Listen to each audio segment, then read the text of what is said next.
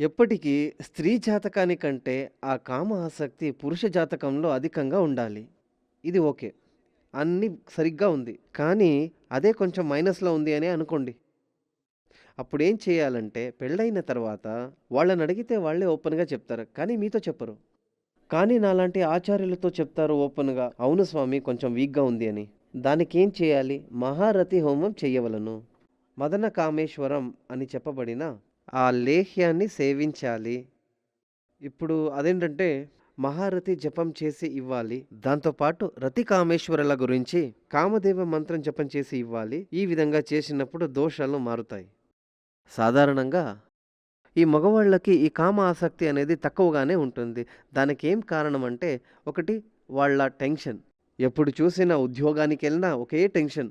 కంప్యూటర్‌లాగా వీళ్ళు కూడా పనిచేస్తారు. ఇంటికొచ్చారంటే భార్య నెమ్మది ఇవ్వదు టెన్షన్.